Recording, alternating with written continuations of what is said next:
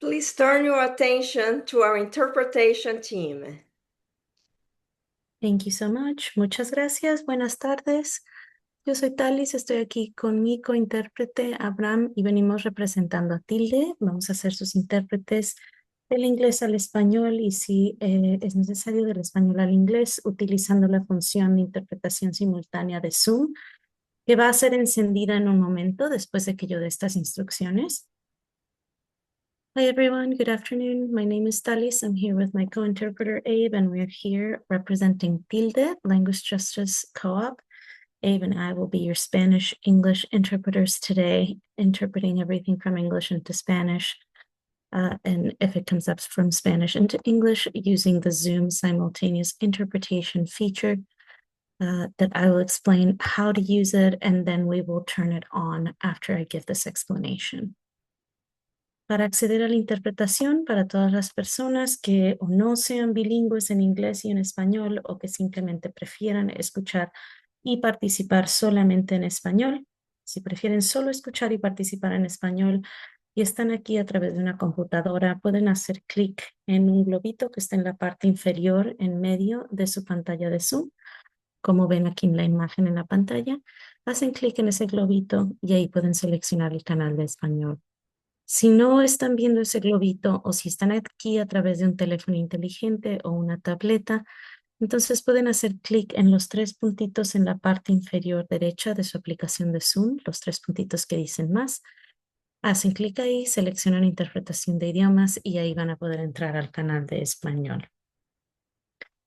To access interpretation, and this is for everybody who is not fully bilingual in English and Spanish, if you're not quite fluent in Spanish, you're going to want to join the English channel. And you can do so if you're here via a computer. There's a little globe at the bottom center of your Zoom screen that says interpretation. You can click that, and there you can select the English channel. If you're not seeing that little globe, or if you're here via a smartphone or a tablet, then you will click on the three little dots at the bottom right corner of your Zoom app, the three dots that say more. And there you can select language interpretation. And once again, you can join the English channel there. Les recordamos a los oradores, por favor, hablar a un ritmo moderado, un poco más lento, tomando pausas para que les podamos seguir e interpretar su mensaje completo. Y nos da mucho gusto estar trabajando junto con los intérpretes de lenguaje de señas americano. We remind all speakers to please try to speak at a moderate pace, maybe a little slower, taking pauses, taking breaths, so that we are able to follow along and interpret your full message. We are also very happy to be working alongside our ASL interpreters today. Por último, si hay algún problema con la interpretación, por favor, díganos a través del chat y les ayudaremos en cuanto podamos. La interpretación se va a encender en un momento. Lastly, if there are any issues with interpretation, please let us know through the chat and we will help you out as soon as we can. Interpretation will be turned on in a moment. Cuando vean que se enciende la interpretación y sale el globito, por favor adelante y seleccionen su canal de español, si así lo desean. Momentarily, the little globe will come up and please everybody join your spoken language channel when that comes up. So please join the English channel if you're English speaking. Muchísimas gracias. Thank you so much. Back to you. Thank you. Interpretation has been enabled. Good morning or afternoon, wherever you are, and thank you for being here today. Many thanks also to our awesome interpretation team. I am Peri Branco, Director of Training and Technical Assistance with the National Resources Center on Domestic Violence. I'm wearing yellow gold jewelry and a black t-shirt that says, "With survivors always." I have brown skin and shoulder-length curly hair. Today, I'm joining from the lands of the Catawba, Shira, and Sugari people. Before we begin, let's review some brief housekeeping notes. As you use the chat and Q&A pod, please be mindful of privacy and accessibility issues. Do not share sensitive or confidential information in the chat. And as much as possible, the presenter and chat monitor we'll read aloud comments or questions for interpretation to offer a more accessible experience for all webinar participants. We will do our best to respond to questions during today's session. Should we run out of time, we'll save your questions and follow up with a Q&A document after the webinar. This event features live captioning, which you can access by clicking the Show Captions icon at the bottom of your screen. Yes, we are recording the event and we will send the recording to participants as soon as it becomes available. Please reach out to our staff if you are experiencing any accessibility or technical issues, and we do our best to help. Welcome to today's webinar, Domestic Violence 101 Back to Basics, which was designed to help you achieve a basic understanding of domestic violence and understand also how to be part of the solution. Whether this is your first NRCDV webinar or you are a long-time supporter, we welcome you.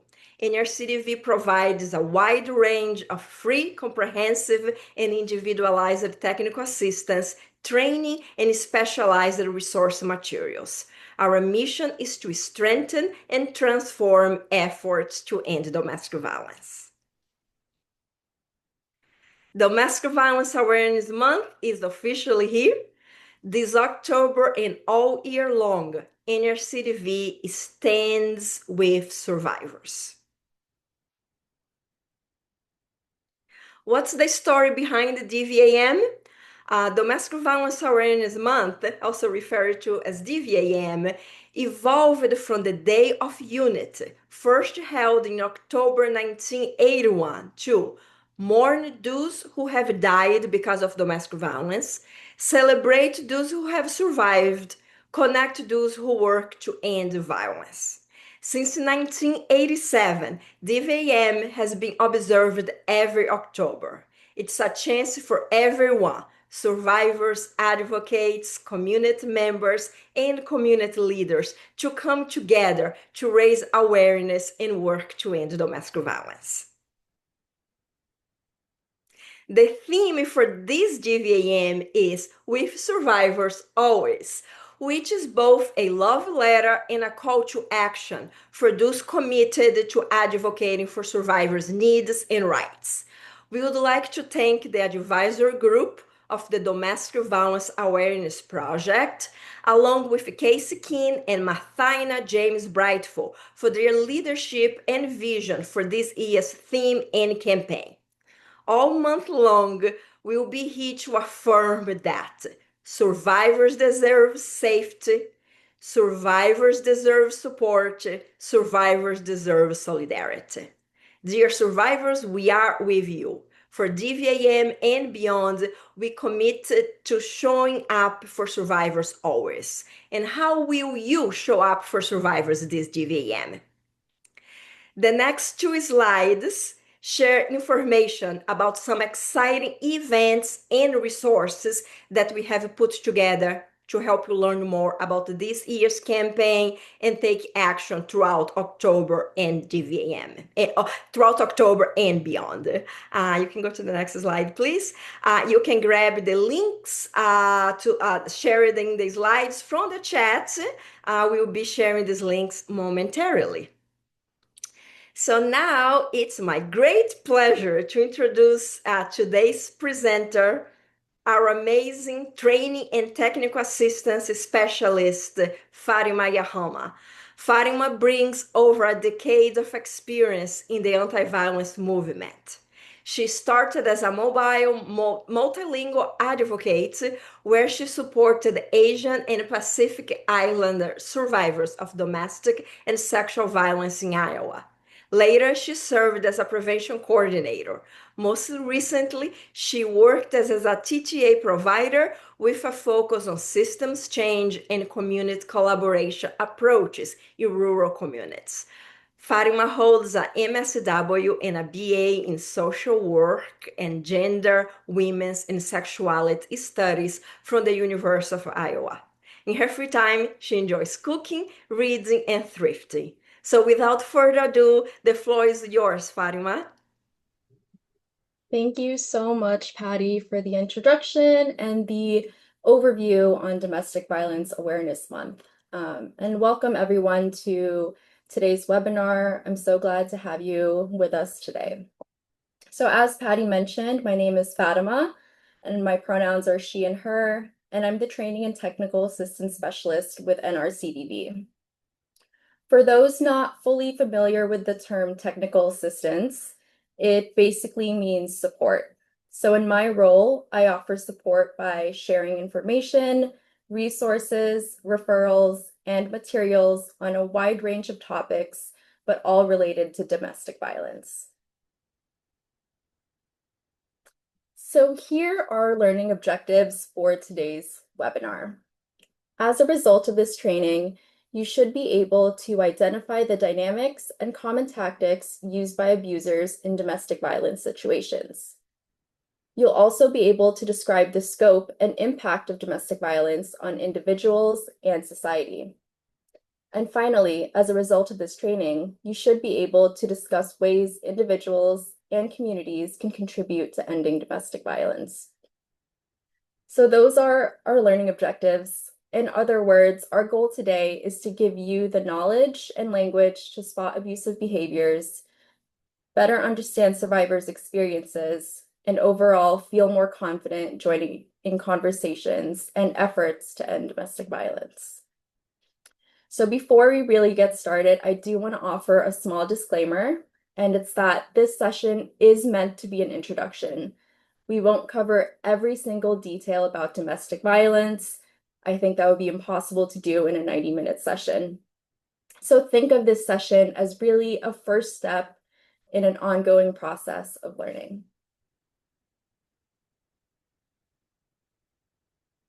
So now that I've introduced myself and shared a bit about NRCDV and walked you through what we'll be discussing today, I'd love to learn more about you. So I have two poll questions. The first one is, what brings you to today's webinar? And the second question is, how familiar are you with today's topic? So I'm going to go ahead and launch the poll questions now.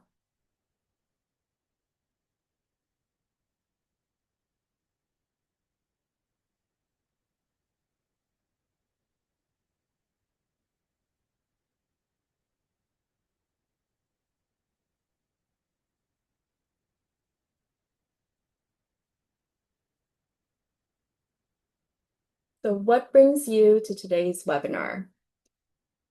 Are you curious to learn and want to understand more about domestic violence? Are you here for work-related? Are you here to better learn how to support someone? Or are you here for another reason? And if you select other and want to share, feel free to drop in the chat.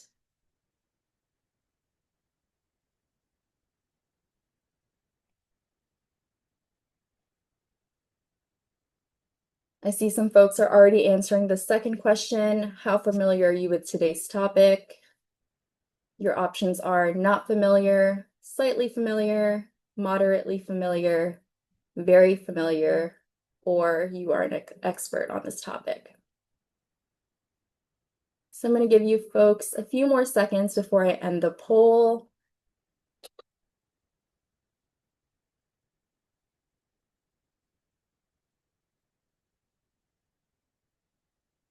Okay, I will end the poll now and share the results.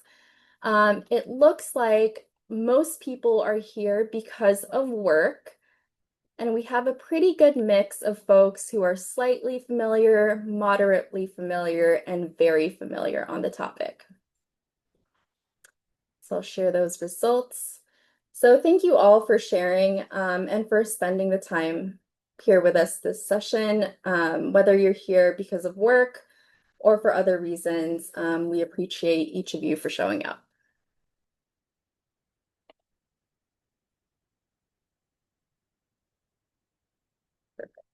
Okay, let's move on. So now we're really going to get started. We're going to start by taking a moment to talk about the language we use when discussing domestic violence. So choosing supportive language is really one of the most powerful and simple ways we can affirm survivors' experiences and really start to make space for healing. So on the slide, you'll see the words victim and survivor. The term victim is often used within the criminal legal system to describe someone who has experienced domestic violence. In the context of the criminal legal system, it's usually meant to show that a crime has been committed against a person. The term victim is also sometimes used to refer to a person that hasn't survived domestic violence. Another term you'll often hear when talking about domestic violence is the term survivor. So some people prefer the term survivor because it highlights the resilience and ongoing process of healing and moving forward after abuse. So this term really centers a person's strength rather than defining them only by the harm they've experienced. Sometimes you'll meet individuals who identify as a survivor and may not see themselves as victims at all. This isn't on the slide, but there are also people who don't identify with either word.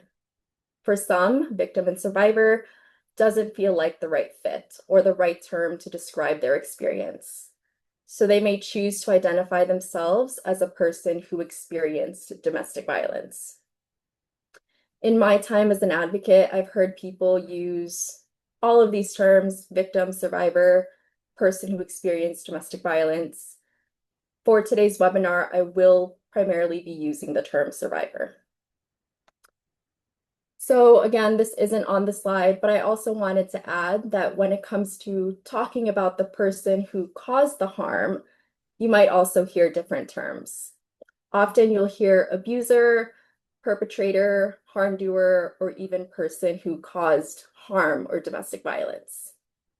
So the reason why there are so many terms is because people and systems can approach domestic violence in many different ways. So the word abuser is commonly used in spaces because it directly names the behavior, which is abuse. In the criminal legal system, you'll often hear words like offender or perpetrator, which focuses on the person's role in the crime.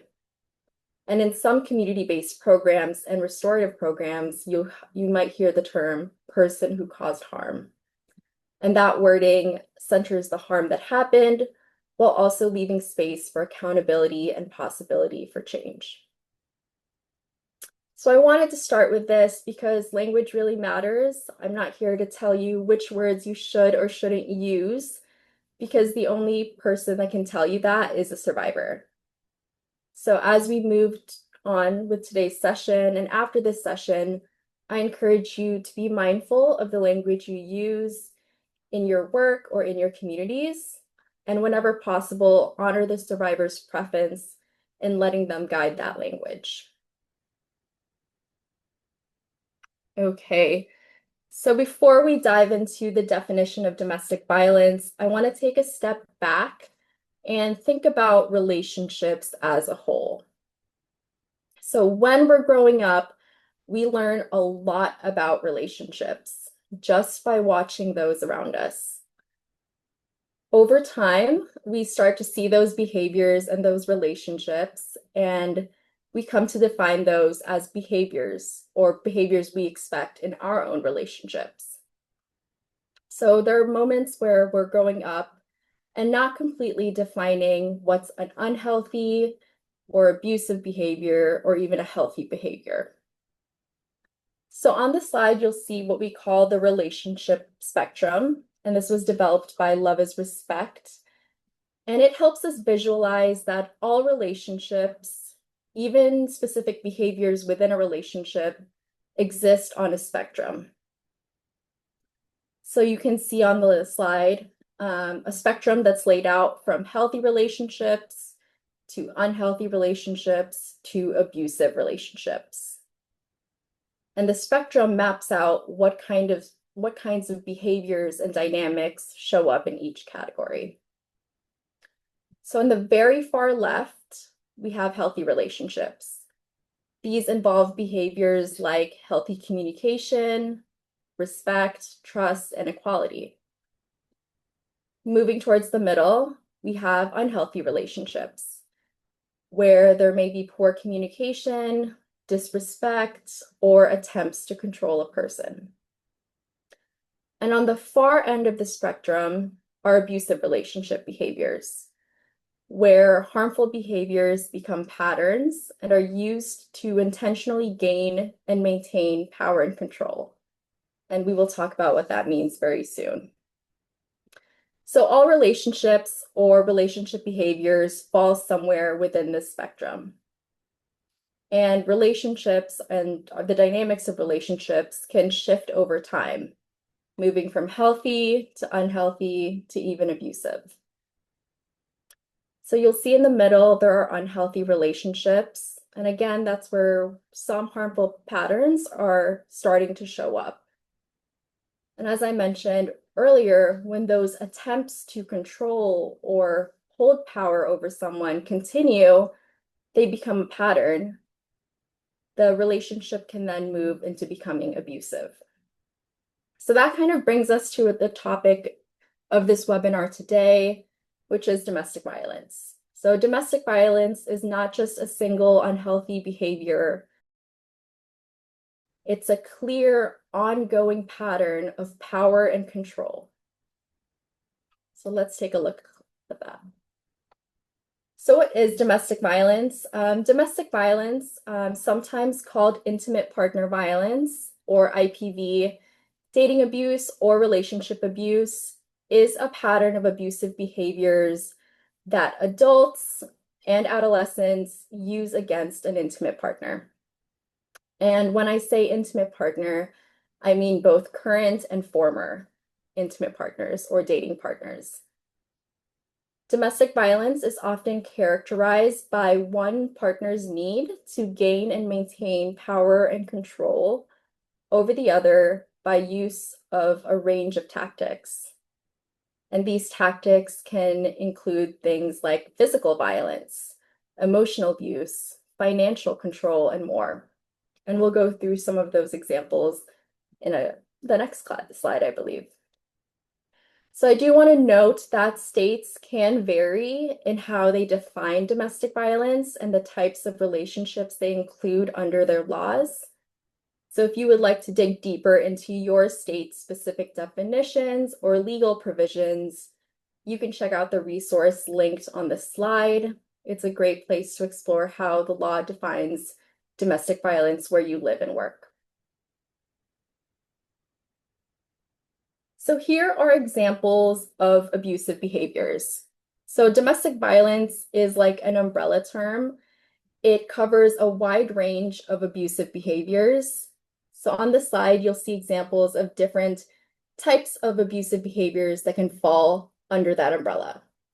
So think of this area or the top as the top of the umbrella, abusive behaviors, and underneath it are examples. So on the slide, you'll see physical abuse, which involves the use of physical violence or threats of it. Then we have sexual abuse, which is any unwanted sexual contact. That could mean coercion, harassment, or assault.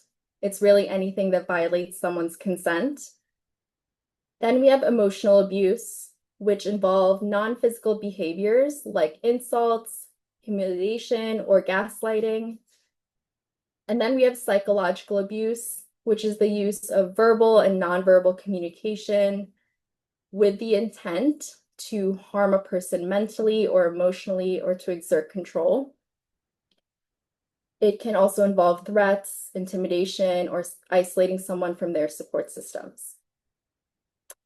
We also have financial or economic abuse, which is controlling or restraining a person's ability to acquire, use, or maintain economic resources. This can look like preventing someone from working, controlling their access to bank accounts or financial information, limiting their spending, or running debts in their name. And the last example on the slide is digital abuse or technology facilitated abuse.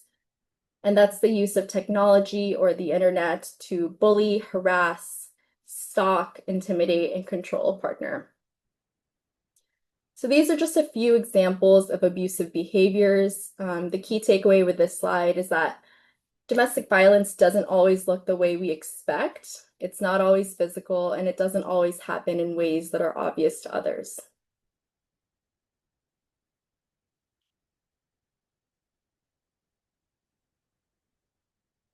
Okay, so now that we've looked at examples of abusive behaviors, I want to revisit the definition of domestic violence.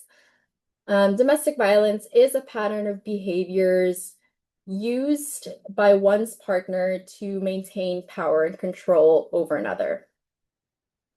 One of the most widely used tools to understand the dynamics of abuse is called the power and control wheel. So this tool lays out the different tactics that abusers use to gain and maintain power and control over their partners. So here's what you're looking at on the slide. At the very center of the wheel are the words power and control, and surrounding the center are different tactics that abusers use to keep survivors connected to them. There's using intimidation, using emotional abuse, using isolation, minimizing, denying, blaming, using children, using privilege, using economic abuse, and using coercion and threats. So the outer ring of the wheel says physical and sexual violence. Similar to the inner ring, these tactics are tactics that abusers use. The reason why they're on the outside is because, one, these are tactics that most people often think of first, and two, they are on the outside because they can often happen alongside the other forms of abuse in the inner ring. So that's the power and control wheel. It's important to note that these tactics are rarely used on their own. Most of the time, multiple tactics of abuse are happening at the same time. For those that like a little bit of history, the power and control wheel was developed in the 1980s by staff at the Domestic Abuse Intervention Project in Duluth, Minnesota. To create it, staff held focus groups with women who had experienced domestic violence, and while listening to their stories, they asked questions related to what it was like to live with an abusive partner and what kinds of behaviors they experienced day to day. From those conversations, they created this tool that highlights the different tactics abusers used. And since then, it has become an incredibly valuable resource, not just for survivors, but also advocates, educators, and other helping professionals. For survivors specifically, it has helped them put words to what they've experienced and see that they're not alone.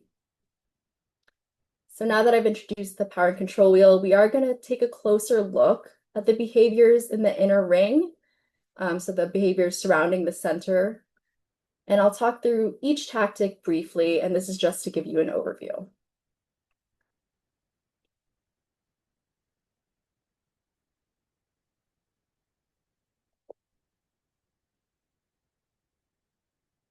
Okay.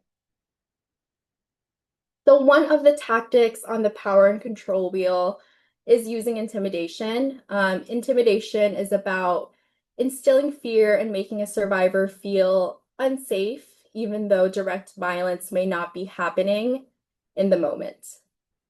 It can show up in many ways, like making someone afraid through looks, gestures, or actions, using those looks, gestures, or actions to reinforce control, destroying property, harming pets, displaying weapons as a threat, and blocking exits to prevent someone from leaving. Next on the power and control wheel is emotional abuse. We talked about this earlier, but again, it's made up of non-physical behaviors meant to control, isolate, or frighten someone. It can involve actions like putting someone down or belittling them, making someone feel bad about themselves, calling someone names, playing mind games, humiliating someone, making someone feel guilty, and questioning someone's lived experiences.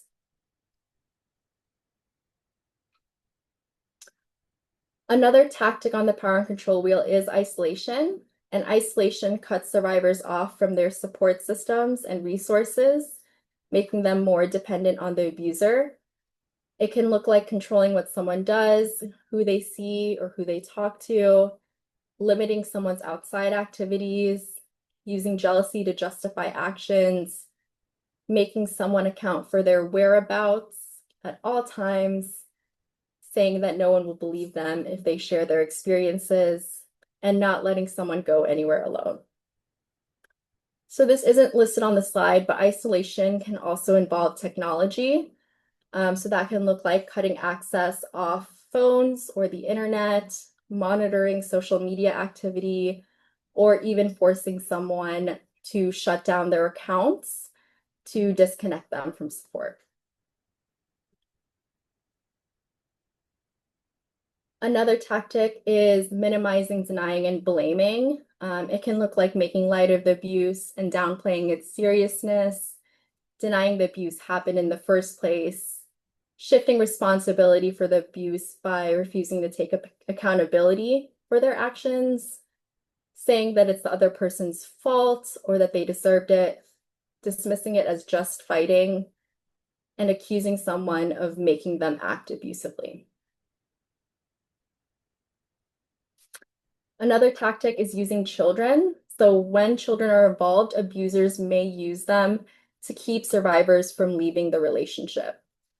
So this can look like making someone feel guilty about their children, using children to relay messages, threatening to take the children away, creating fear that they will lose custody or all contact, telling someone that they have no parental rights, and finally, threatening to involve an ex or authorities to take the children away.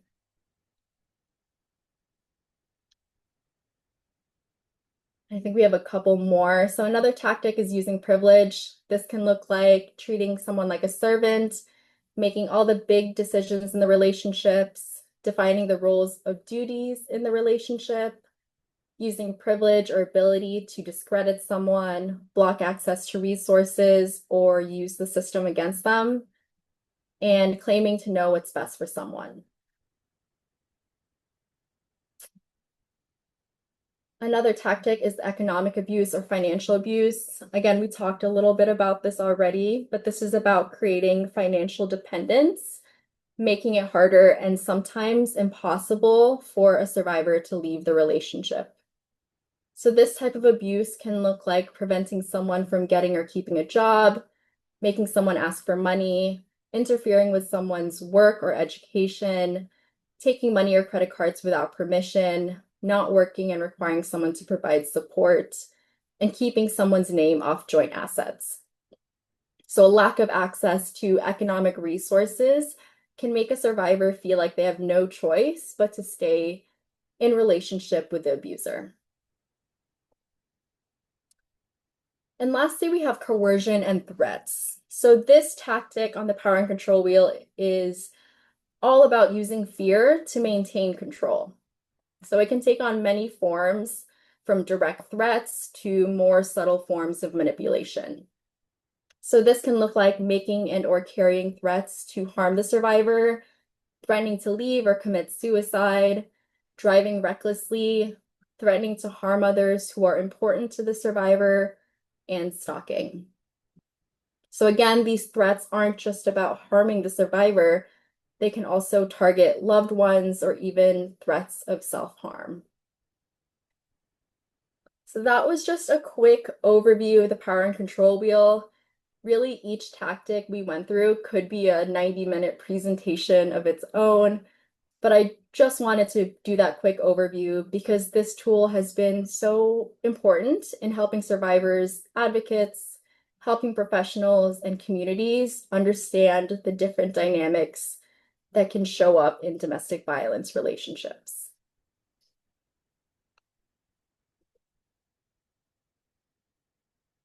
So I'm going to take a quick water break while also reviewing the chat.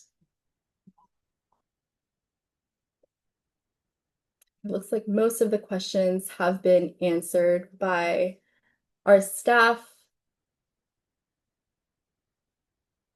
Okay. So again, the power and control wheel has been adapted in many ways over the years to better reflect the diverse experiences of people impacted by abuse. So again, this wheel was created back in the 1980s after advocates in northern Minnesota held focus groups with women who had experienced violence. So while that version gave us a really strong foundation for the experiences of survivors, it didn't fully capture every survivor's experience.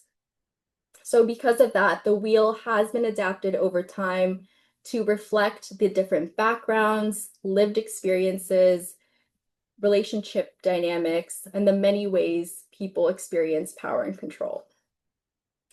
So for example, there are versions of the wheel specifically designed for teenagers, for older adults, and even for abuse that happens in workplaces. So on the side, you can see an example called the Teen Power and Control Wheel. And this version of the wheel was created to reflect the experiences of teenagers and young people in relationships.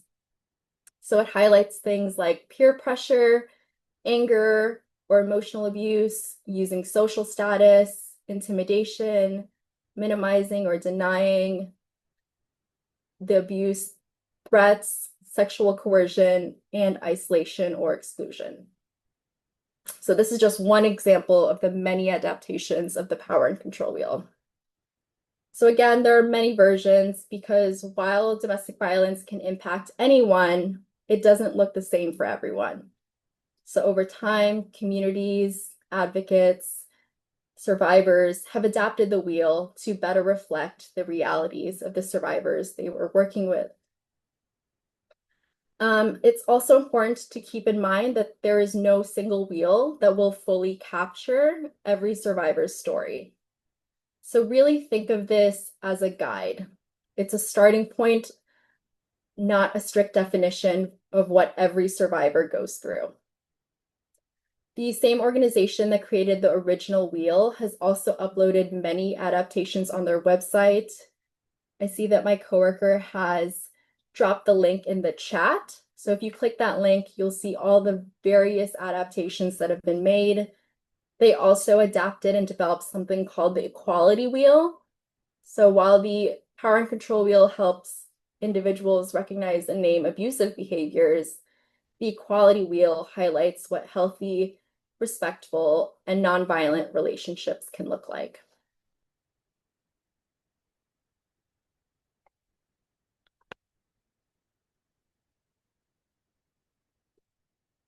So now that we've spent some time looking at the power and control wheel, talking about what domestic violence is, how it shows up, I want to explore this question of why do people abuse? So abuse doesn't just happen randomly. It's intentional. It's a learned behavior. People learn it from what they see growing up, from family, friends, from popular culture, and from systems in our society that normalize power imbalances. Being abusive is also a choice. It's strategic and intentional. People who abuse make decisions to use tactics like intimidation, manipulation, or violence because they believe it's an effective way to control their partner. Often they also believe that they have the right to control and restrict their partner's lives, choices, and independence. So who is impacted by domestic violence? It can affect anyone, regardless of background. It occurs in all types of relationships, whether people are dating, living together, engaged, married, separated, or even divorced. Domestic violence doesn't also just affect individuals. It can ripple out to the communities we're part of. So for example, it can disrupt workplaces, affect schools, and weaken our communities overall. So we're going to take a look at the prevalence of domestic violence. So the stats we're going to go over come from CDC's National Intimate Partner and Sexual Violence Survey. About 1 in 4 women and 1 in 7 men in the US have experienced severe physical violence from an intimate partner in their lifetime. About 1 in 3 women and 1 in 4 men in the US have experienced rape, physical violence, or stalking by an intimate partner. And almost half of all women and men in the US have experienced psychological aggression from an intimate partner. Every year, intimate partner violence affects more than 12 million people in the US. So these numbers show how widespread domestic violence is. It isn't rare and it isn't isolated. It's something that's affecting millions of people every year. Many survivors also first experience abuse at a very young age. So more than 70% of female survivors of intimate partner violence were first victimized before the age of 25, with 1 in 4 victimized before the age of 18. Similarly, more than 60% of male survivors were first victimized before the age of 25, with 1 in 5 before the age of 18. So these numbers that we just went through point out some really important things. First, again, domestic violence is a common issue that affects millions of people yearly. Second, so many survivors first experience abuse when they're really young, sometimes before they turn 18. And that's why it's so important that early exposure about healthy relationship dynamics is so important, so that young people are able to think about relationships with trust and safety as they grow. So I'll talk a little bit more about prevention later towards the very end, but that's why it's so critical to reach young people early. And finally, we have to remember that these numbers probably underestimate the true scope of the problem. Domestic violence is often underreported because of fear, stigma, lack of resources, or concerns about safety.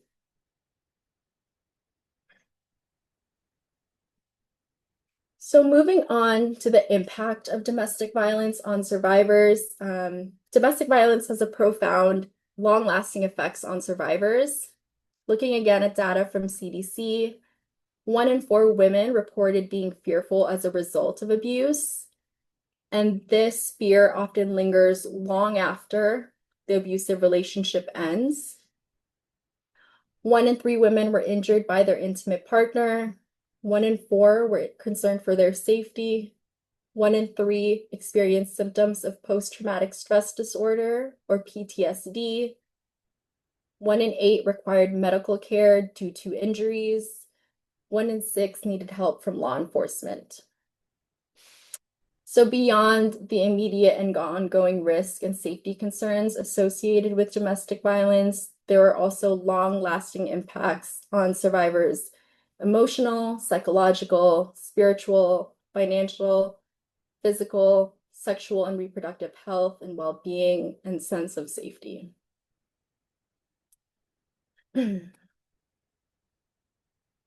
Looking at data focusing on men, 1 in 13 reported being fearful as a result of abuse. 1 in 5 were injured by their intimate partner. 1 in 14 were concerned for their safety. 1 in 7 experienced symptoms of PTSD. 1 in 23 needed medical care due to injuries from abuse. And 1 in 18 needed help from law enforcement. So male survivors may also face barriers to help seeking, such as stigma, societal expectations about masculinity, or disbelief about their experiences. And that's why it's so important that we're creating spaces where all survivors feel heard, validated, and supported, because every survivor deserves access to safety and resources.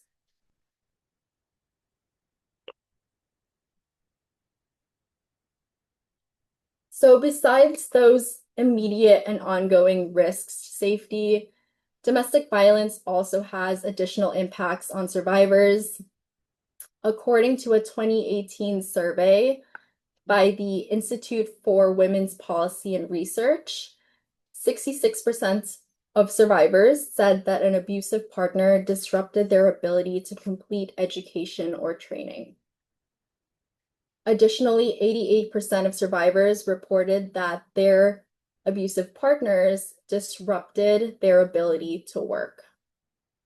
And among those reported experiencing one or more disruptions, 70% said that they were not able to have a job when they wanted or needed one. And 53% said that they lost a job because of the abuse.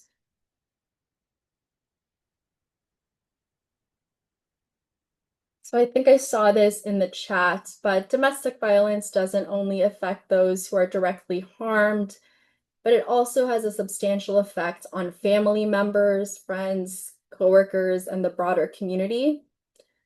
For example, children who witness domestic violence are particularly vulnerable. So even if a child doesn't witness the abuse directly, simply being in the environment can also be as harmful. Other people in a survivor's life may also experience similar reactions and feelings to those of the survivor. So they might experience feelings such as helplessness or frustration as they try to support the survivor, but feel like they can't do enough. They may also feel fear, not only for the survivor's safety, but sometimes for their own, guilt or self-blame, emotional distress from hearing or witnessing the abuse, and even vicarious trauma from trying to help.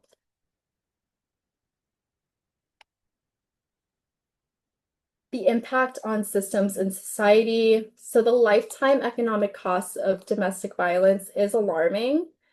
According to CDC, the total cost of intimate partner violence in the US is estimated at $3.6 trillion when you include loss of productivity, medical care, the cost of the criminal legal system, and more.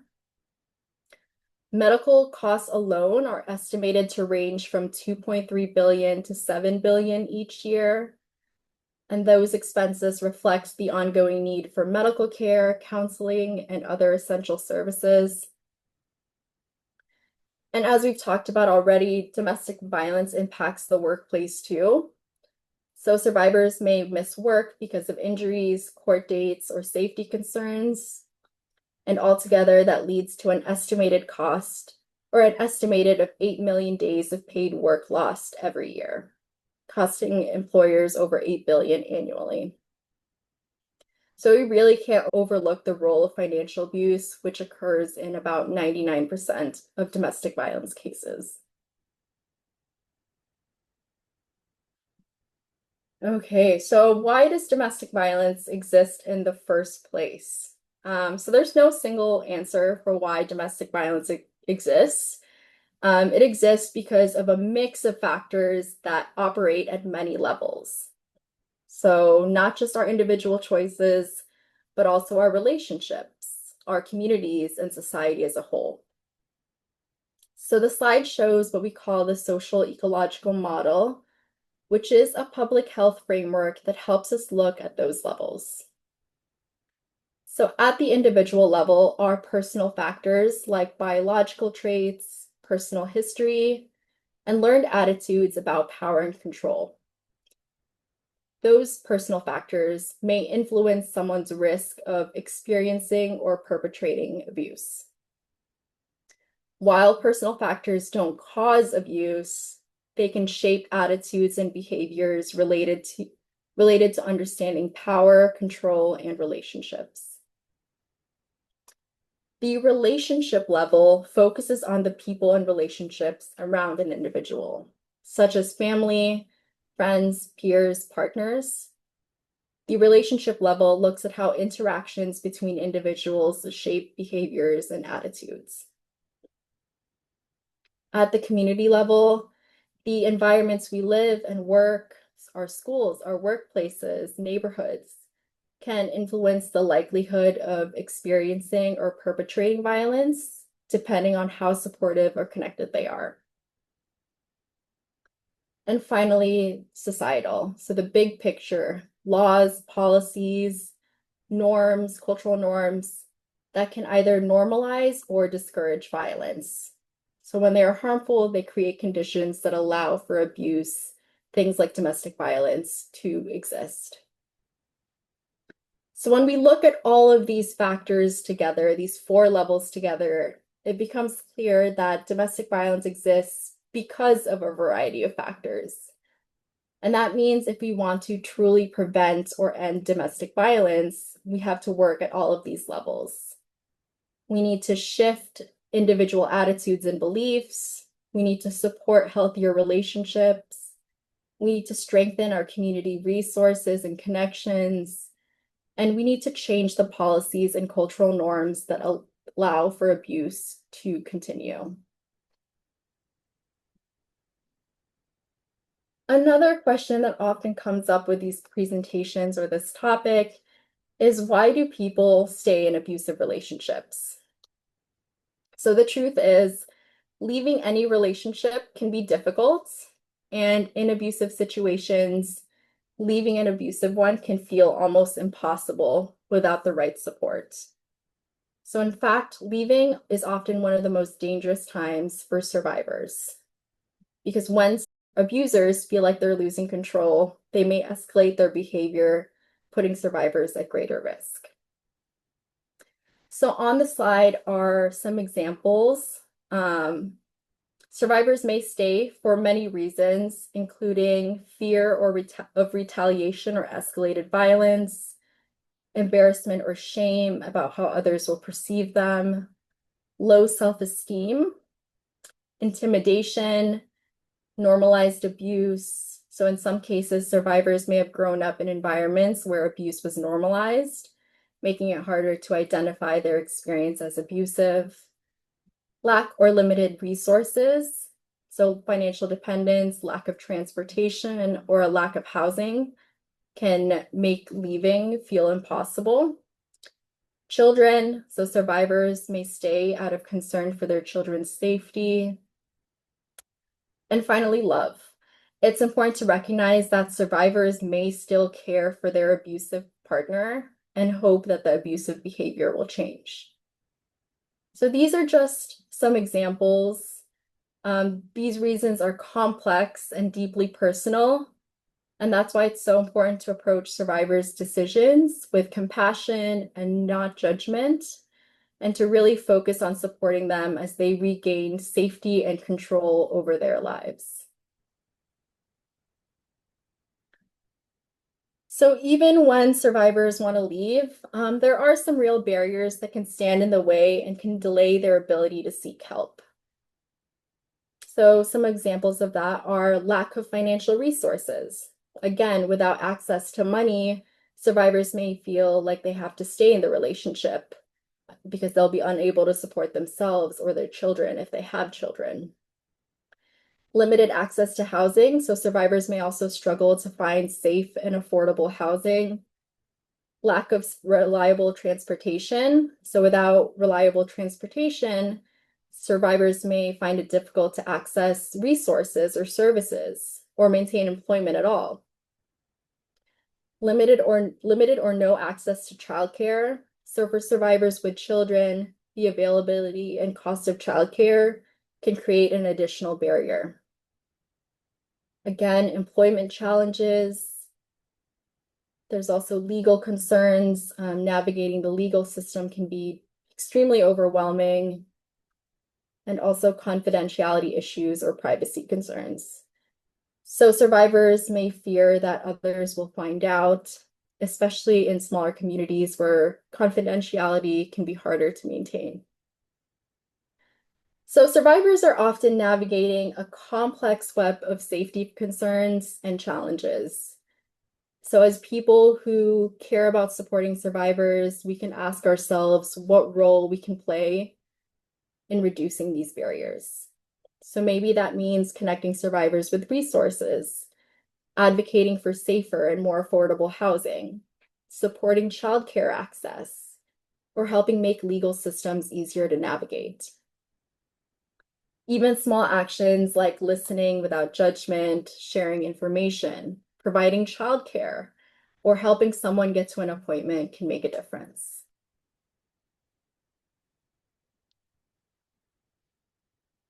In addition to the barriers in the slide, there are also social and cultural differences that can create additional challenges for survivors attempting to leave.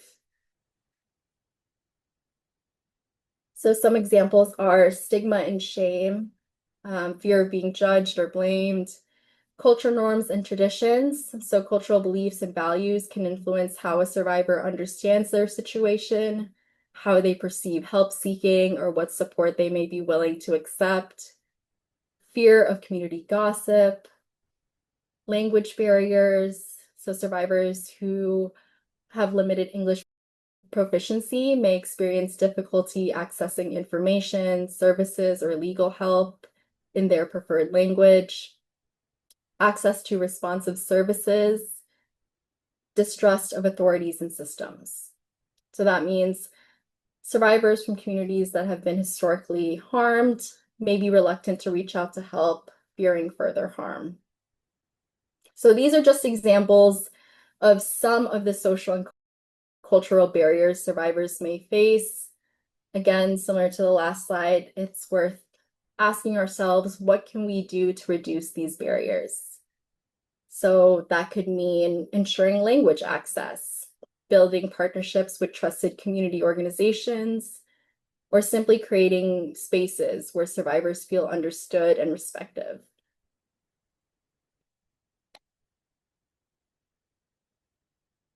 Okay, so now for the remainder of the presentation, we are going to shift our focus to what we can do. So you can be part of the solution. I want to spend the remainder of our time talking about the ways we can support survivors and also play our part in preventing domestic violence. So how can we help survivors? We can help by being supportive and listening without judgment. So we can start by offering a safe space for them to share.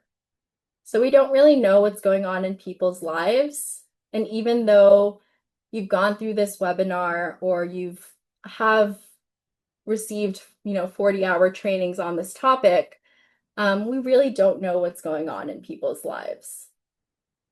So it's really important that we are making space to be supportive and listen. The next thing we can do is believe them. So when someone opens up about abuse, one of the most powerful things we can do is simply believe them. It takes an incredible amount of courage for survivors to share their experiences, even when they fear they won't be taken seriously or might be blamed. Trusting their experience helps validate their reality and encourages them to seek help. The next thing we can do is share our concern with care and empathy. So express genuine care for their well-being. Let them know that you're there for them. And just as important, let them know that your support isn't conditional. So whether they choose to stay, leave, or aren't sure what to do yet, they need to know that you're there for them no matter what. We need to also acknowledge and validate their feelings. So let them know that their emotions are real and understandable. Survivors may go through a wide range of emotions: fear, anger, confusion, guilt, sadness, or even love for the person that hurt them. All of these feelings are real and valid. So it's important to acknowledge their feelings and let them know that whatever they're feeling is okay. So after we do all of that support, we can also offer specific help. So this might include food, childcare, transportation, safety planning, or other basic needs. So think about those barriers and challenges we talked about in the last couple of slides. What are some examples of specific help? Next, we can respect their choice. So even if you don't agree, survivors have the right to make their own decisions, even if those choices don't always make sense to us. So empower them by respecting their autonomy. So a survivor, again, may choose to stay in the relationship. We need to remember that leaving is one of the most dangerous times for survivor. So we have to trust that they're making the best and safest decision for themselves in that moment. Because when we respect a survivor's choices and empower them to make decisions on their own terms, we are giving them back something that their abuser has tried to take away, which is control over their own lives. Next, we need to offer unconditional support. Remind them that they're not alone. Let them know that no matter what steps they choose to take, that you'll be there to support them. Again, even if a survivor is not ready to accept help, let them know that you will be there when they are ready. And the last two, encourage them to talk to those who can offer help and guidance. So while your support is incredibly valuable, survivors may also need professional help to navigate their situation safely. So connect them to resources and support. Sometimes the best way to help a survivor is by guiding them to the right resources. So something to remember here, and you'll see this at the bottom of the slide, you won't have all the answers or know every resource out there. Just remember to meet survivors where they are, listen to them, support them. Because again, our role isn't to tell them what to do, but to walk alongside them to help them navigate their options.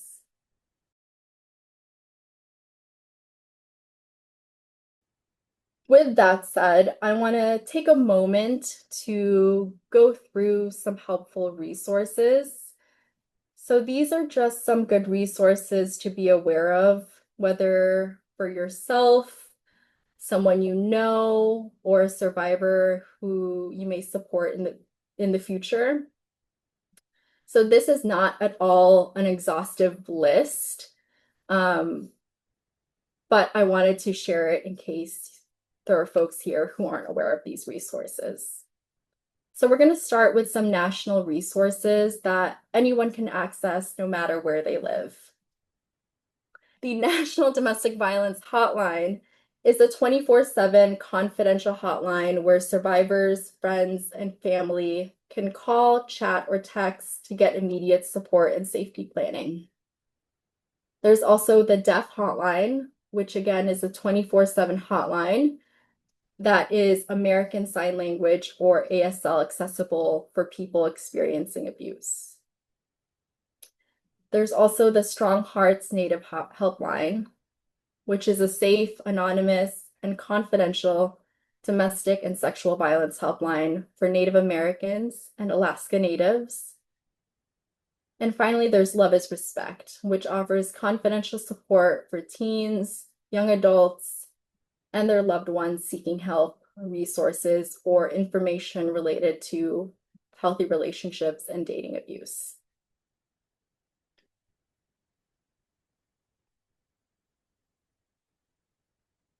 So now let's take a look at local resources for survivors. Because this is a national webinar, I can't direct each of you to your specific domestic violence programs in your area. But after this webinar, I encourage you to search for local resources near you so you know what's available in your community.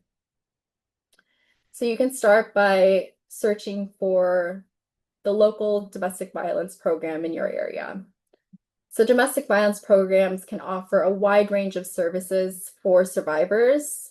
They include services such as emergency shelters for immediate safety and housing, transitional housing, counseling services, safety planning work, support groups, legal advocacy services, and some may provide culturally specific services.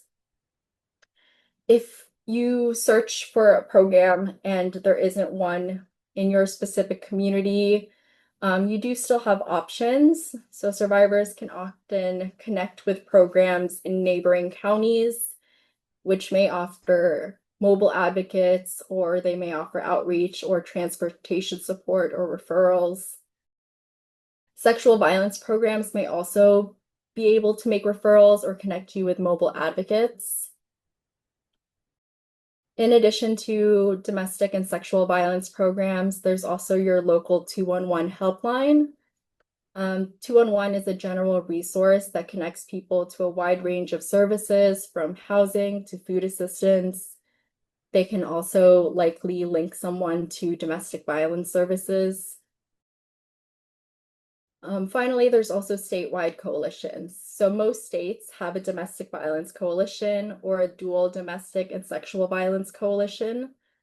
Coalitions often don't provide direct services, but on their websites, they usually maintain a list of local programs and resources available in the state.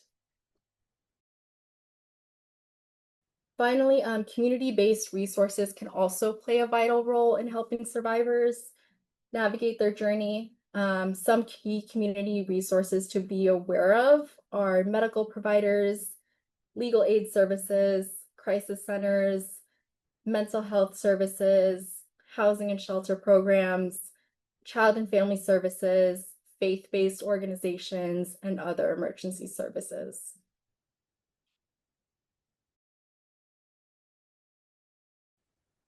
So throughout this presentation, you may have noticed unhealthy relationship or abusive relationship behaviors in people around you. If you or someone you know is worried about their behavior and wants to make a change, it's important to know that change is possible, but it's not easy. It requires deep commitment and a willingness to take responsibility, be accountable, and do the hard work of change. So here are some ways you can help someone causing harm. You can start by drawing attention to it. So if you feel safe doing so, acknowledge that there's harmful behavior happening. Make it clear that it is harmful and abusive. You can also share your perspective and tell them what you think. So tell them directly that their behavior isn't okay. After that, you can also then describe alternative behaviors. So help them understand that there are healthier ways to handle situations. Offering alternative behaviors can show them that change is possible. And finally, you can encourage and recommend that they seek help or talk to someone. So let them know that support is available, whether through therapy, counseling, or programs specifically for people who want to stop using abusive behaviors. So a national resource to direct people to is a call for change. They are a national, anonymous, and confidential helpline for people who want to stop using abusive behaviors, and want to learn about alternative behaviors in their relationships. So as we wrap up, I want to emphasize one really important part, and that's to take care of yourself. Supporting someone who is experiencing domestic violence can be emotionally heavy. It's normal to have strong reactions or even feel some of the same emotions that a survivor is feeling. And that's why caring for yourself is not just important, but necessary. So this can look like talking with a trusted friend or professional who isn't directly involved in this situation, giving yourself space to process your feelings, or setting healthy boundaries so that you can keep showing up as a source of support. And remember, you don't need to have all of the answers to help someone. None of us do. Supporting survivors is about collaboration, listening, and letting them guide the process. Again, they are the experts of their own experiences. So I will end today's webinar by taking a moment to talk about prevention. I feel like we can't talk about DVAM without talking about this. For those not familiar with prevention, prevention efforts work to reduce the occurrence of intimate partner violence by promoting healthy, respectful relationships and addressing conditions that allow for abuse to happen. So the goal of prevention is to stop violence before it occurs, before someone is harmed or causes harm. I want to end with the news that domestic violence is preventable.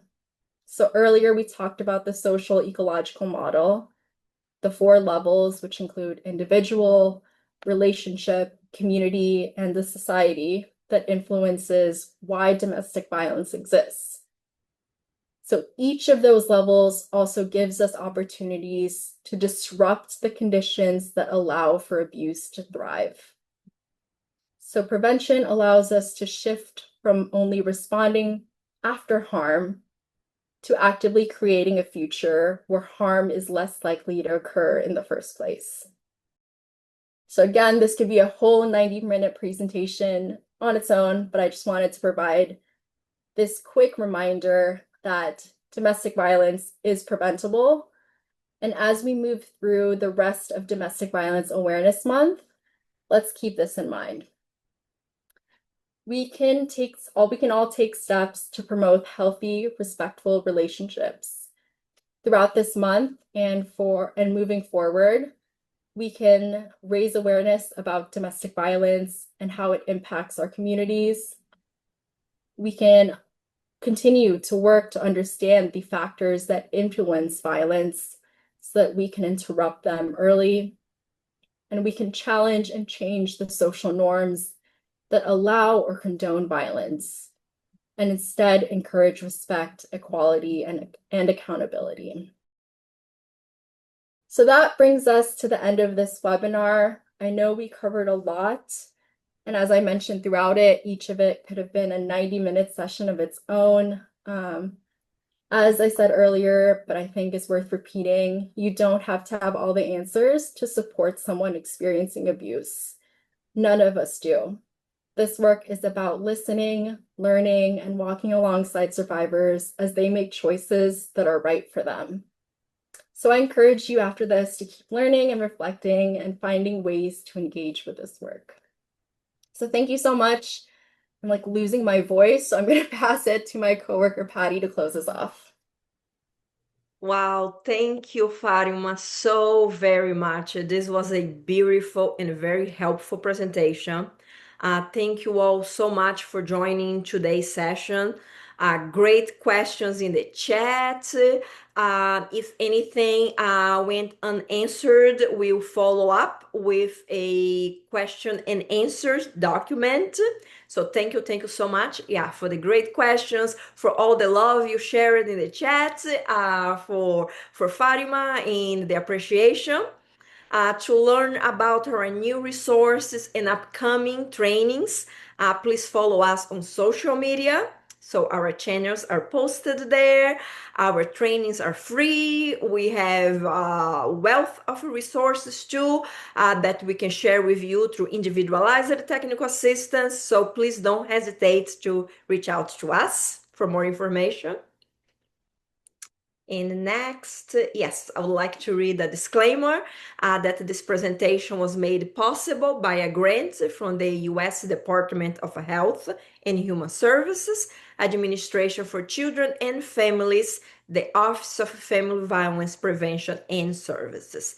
So the contents of this presentation are solely the responsibility of the authors and do not necessarily represent the official views of the U.S. Department of Health and Human Services.